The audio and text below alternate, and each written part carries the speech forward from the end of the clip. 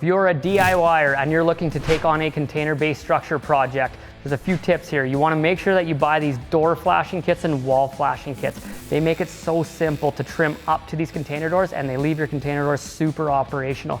The Container Modification World's also working on these floor flashing kits. This is going to allow you to insulate your floor properly and actually trim it up when it comes back to these door flashing kits. But the main lesson here that I want to teach you is that insulating the floor of shipping containers is the utmost important part, in my opinion.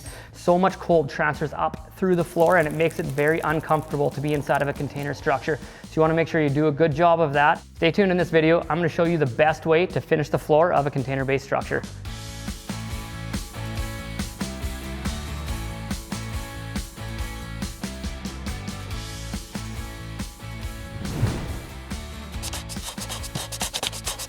Let's get right into where I screwed up on my previous job. So we built a washroom earlier, and after doing some science, we took some temperature readings of it, and we noticed that the floor was 0 degrees, the walls were 15 degrees Celsius, and then the ceiling was 20.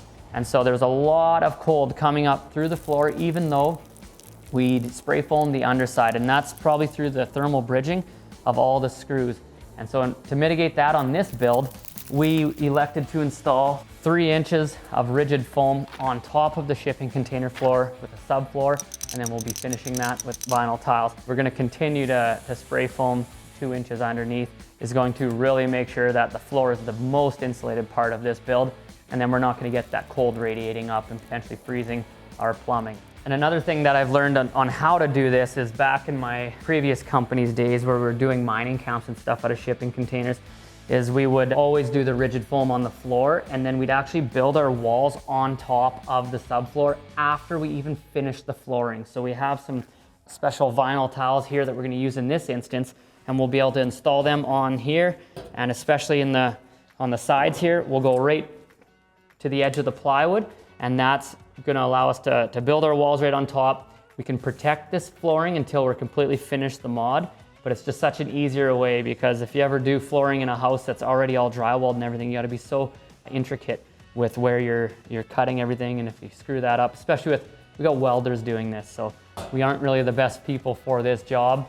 At least this way we can be pretty rough with it, and that'd be a similar situation, I imagine, to you DIYers. The odds are that you do this stuff for a living is pretty slim. If you notice right here, we've actually installed our foam right out to the edge, and then when we use our 1 5/8" steel studs, those actually would only sit about there. And so now once this stud slots into the track, this is actually a stud, but pretend it's a track. Once the stud slots in all the way up there, foam can still get around and touch the foam on the floor, making that perfect foam envelope, and there's no breaks in your vapor barrier there.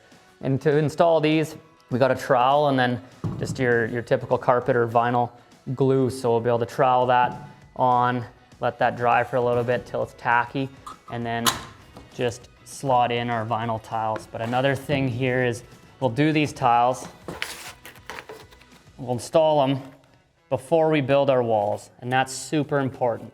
So get your flooring done. There's some plastic that you can roll on that will protect the flooring, and just work right on top of your finished flooring the entire time you're doing your modification or your build, and then right at the very end, run around with a knife and just cut that off, and you'll have yourself this perfectly clean floor. So for DIYers, that is the absolute best. If you want to see how to install the Container Modification World dual swinger man door, you can check the link right here. In this specific job, we've modified the footer for handicap accessibility, so for wheelchairs.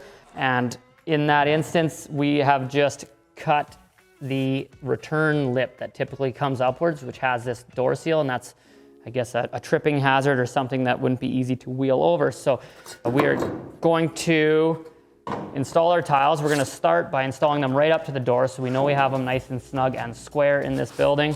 And we'll just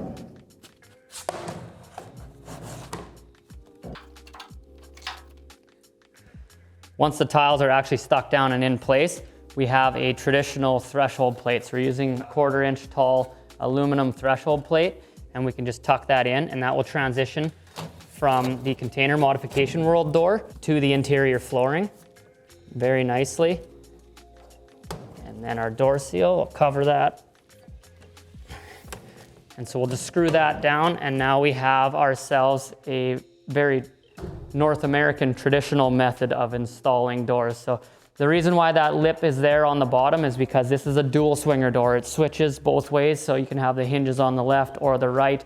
But in this instance, we've defined which way they're gonna swing, and now we wanna make it accessible. So if you're looking to take on a container-based structure project, make sure that you don't forget about insulating the floor. We noticed that most of the cold actually comes up through the floor. Another problem is humidity comes up through the floor. So you wanna make sure you block up your container, get a lot of airflow under there. Hope you learned something.